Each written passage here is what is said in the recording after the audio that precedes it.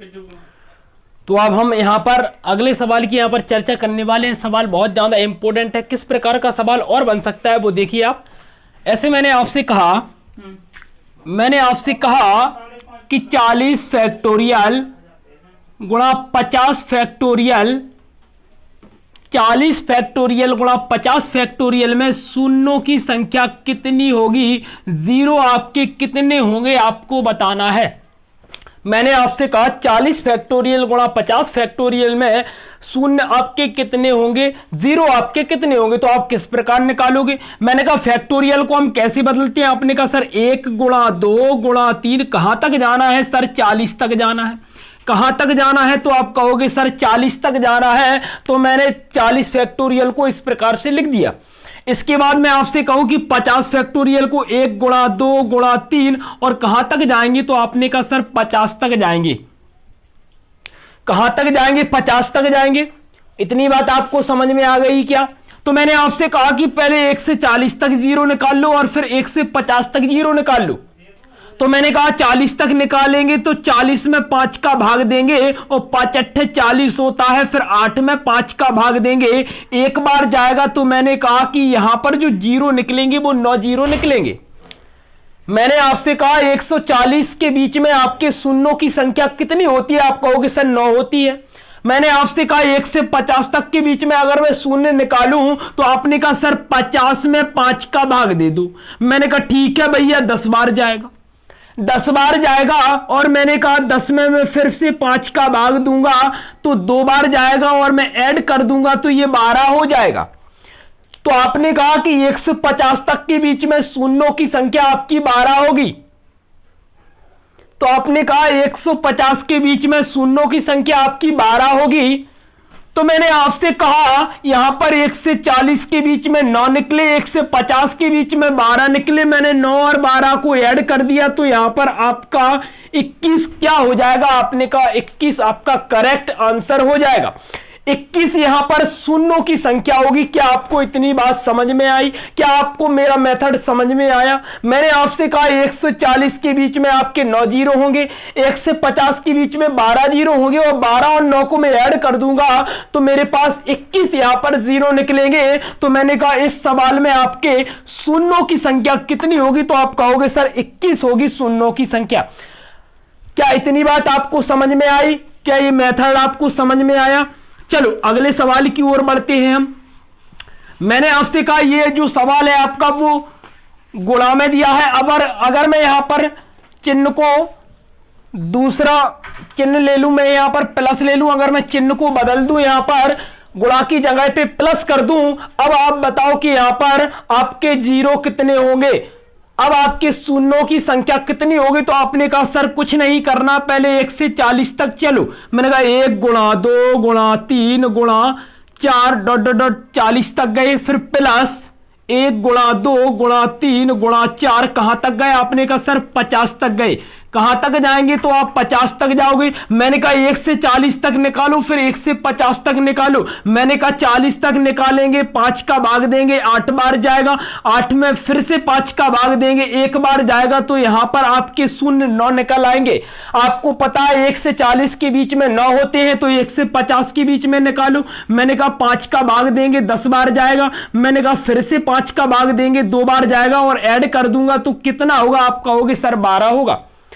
आप कहोगे 1 से 50 के बीच में शून्यों की संख्या आपकी 12 निकलेगी।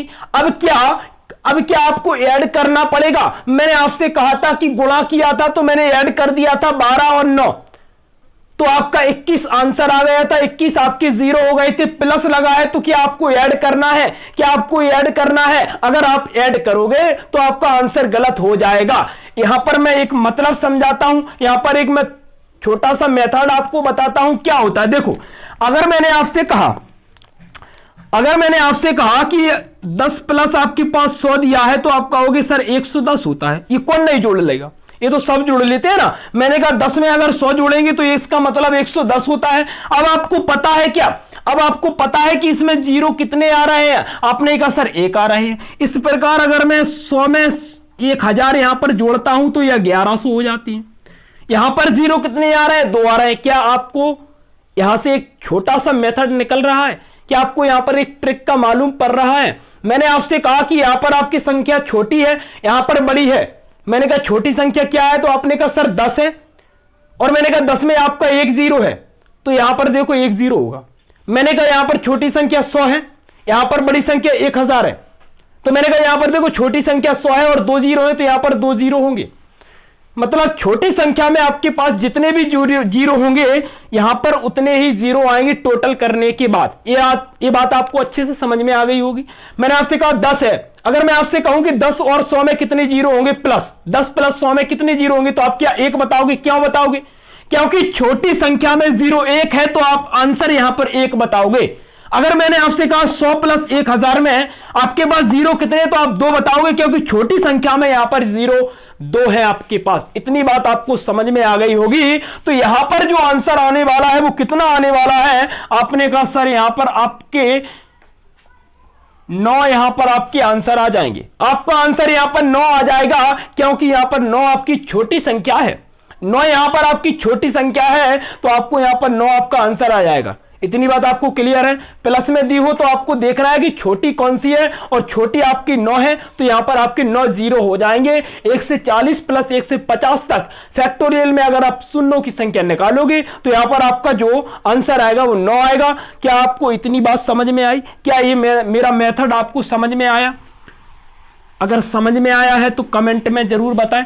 अब हम अगले सवाल की ओर बढ़ रहे हैं।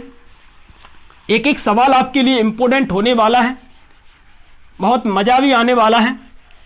मैंने आपसे कहा 5 गुणा 10 गुणा 15, 5 गुणा 10 गुणा 15 20, आपको जाना है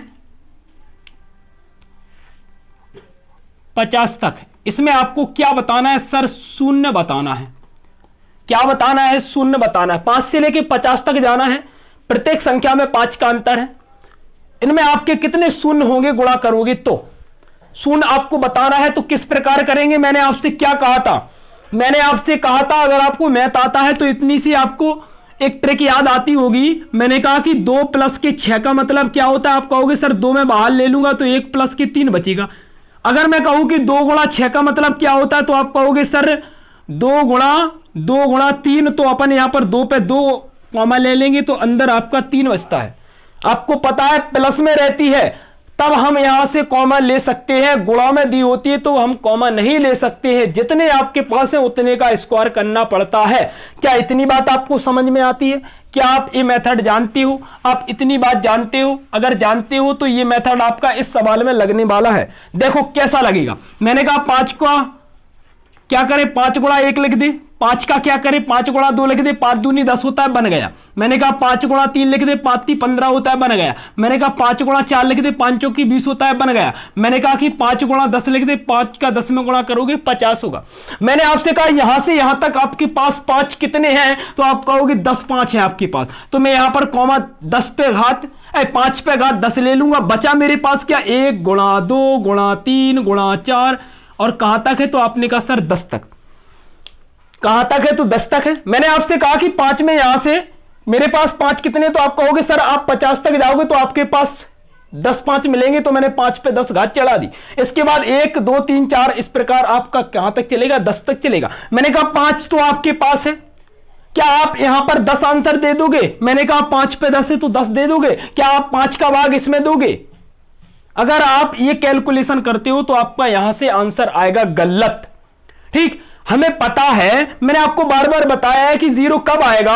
आपने कहा 5 और 2 आपके पास हो तो तभी 0 आता है। तो मैंने कहा 5 आपके पास है, 2 और निकाल लो, और 2 निकालने का तरीका क्या है? इसमें 2 का भाग दे दो। मैंने कहा 2 से काटेंगे 5 बार जाएगा, फिर 5 में 2 का भाग देंगे 2 बार जाएगा, और फिर 2 में 2 का भाग देंगे 1 बार जाएगा। जब तक देना है, जब तक पूरा कट ना जाए, जब तक कट ना जाए। मैंने कहा 1 आ गया, छोड़ दो। मैंने कहा 2 से 5, 2 से 2 और 2 से 1, यहां पर अगर जोड़ देंगे तो मैंने कहा ये कितना हो जाएगा? 8। तो आपको पता है यहां पर आपके पास 5 पे 10 है, यहां पर आपके पास 2 पे 8 आ जाएगा। यहां आपके पास 5 पे 10 है, यहां पर 2 पे 8 है। आप शून्यों की संख्या क्या बताओगे? तो सर हम बताएंगे 8, क्योंकि अगर जिस संख्या पे छोटी घात होती है तो वो आपकी शून्य होती है। तो मैंने कहा यहां पर 8 घात है, तो 8 आपका क्या करेक्ट आंसर आ जाएगा। क्या आपको इतनी बात समझ में आई? क्या आपको ये मेथड समझ में आया? ठीक, सवाल बहुत धुआंधार था, करना है आपको, अच्छे से समझना भी है। अब अगर मैं आपको दूसरा इसी प्रकार का सवाल दूं, मैंने कहा यहां पर 50 था तो मैंने यहां पर 250 लिख दिया, और यहां पर आपको शून्यों की संख्या बतानी, तो मैं कहूंगा 5 गुणा 1, 5 गुणा 2, 5 गुणा 3, और यहां पर 5 गुणा 4। इसी प्रकार मैं यहां पर 5 गुणा 50 कर दूंगा। इतनी बात आपको समझ में आई? तो मेरे पास 5 कितने हैं? तो आप कहोगे सर आपके पास 5 है 50। ठीक, यहां पर क्या 1 गुणा 2 गुणा 3 गुणा 4, कहां तक बचे? आपने कहा सर 50 तक बचे। मेरे पास 5 पहले से निकल आए तो मैं यहां पर 2 निकाल लूंगा, 5 और 2 होंगे तो 0 का पता आपको चल जाएगा। मैंने कहा 50 आपके पास है, 2 का भाग दूंगा 25 बार जाएगा, फिर 2 का भाग दूंगा 12 बार जाएगा, फिर 2 का भाग दूंगा 6 बार जाएगा। ठीक, फिर मैंने कहा 6 में फिर 2 से भाग दूंगा 3 बार जाएगा, फिर मैंने कहा 3 में मैं 2 का भाग दूंगा तो 1 बार जाएगा। अब यहां पर सभी को ऐड कर दो, ये 4 हो जाएगा, 4 और 6 10 हो जाता है, 10 और 12 22 हो जाता है, 22 और 25 47 हो जाता है ना। तो मैंने आपसे कहा कि यहां पर आपके पास 5 पे 50 दिए हैं, यहां पर 2 पे 47 है ही आपके पास। अब मैंने आपसे कहा कि यहां पर 0 कितने होंगे? तो आप कहोगे सर 47। क्या मजा आया आपको? क्या मजा आया आपको? अगर मजा आया तो वीडियो को लाइक कर दो। मैंने आपसे क्या कहा? 5 पे 50 है गुणा 2 पे आपका 47। तो मैंने आपसे क्या कहा था? मैंने आपसे कहा था जिस संख्या पे घात छोटी होगी तो आपका छोटा वाला आंसर आ जाएगा, उतने आपके 0 आ जाएंगे। ठीक, ये बात आपको अच्छे से समझ में आ गई होगी। अब मैं आपको होमवर्क में 2 क्वेश्चन अच्छे से दे रहा हूं, उनके आंसर आपको कमेंट में बताना है। एक आपका 0 का रहेगा और एक आपका इकाई का अंक रहेगा।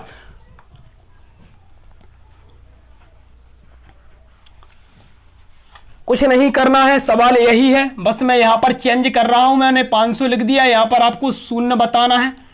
इसके बाद ये पहला सवाल हो गया। दूसरा सवाल मेरा है, दूसरा सवाल 1 फैक्टोरियल गुणा 2 फैक्टोरियल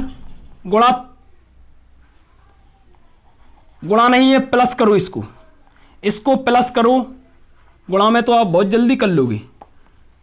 4 फैक्टोरियल, ये जाना है आपको 98 फैक्टोरियल तक। अब इस पे मैं पावर लगा रहा हूं, 98 फैक्टोरियल, 97 फैक्टोरियल, यहां पर है आपका 96 फैक्टोरियल, यहां पर है आपका 95 फैक्टोरियल, और यहां पर है आपका 1 फैक्टोरियल। इसमें आपको इकाई का अंक बताना है, इकाई अंक। ठीक, इसमें आपको इकाई अंक बताना है। ये आपका दूसरा सवाल है। इसमें आपको 0 की संख्या बतानी, कितने 0 हैं। यहां पर आपका ये दोनों चैप्टर आपके खत्म होते हैं। कौन कौन सा? मैंने कहा कि दोनों टाइप आपके खत्म होते हैं। कौन कौन सा? आपने कहा कि एक तो अपना 0 वाला टाइप खत्म होता है, यहां पर इकाई अंक का टाइप खत्म होता है। इस प्रकार के सवाल परीक्षा में बार बार पूछे जाते हैं। आज हमने सभी प्रकार के सवालों को अच्छे से कर लिया है। वीडियो अच्छी लगी हो तो लाइक करिए, वीडियो को अपने भाई अपने यार दोस्तों के साथ फटाफट शेयर करिए। मिलते हैं अगली वीडियो में, जब तक के लिए जय हिंद जय भारत, खुश रहिए, हंसते रहिए।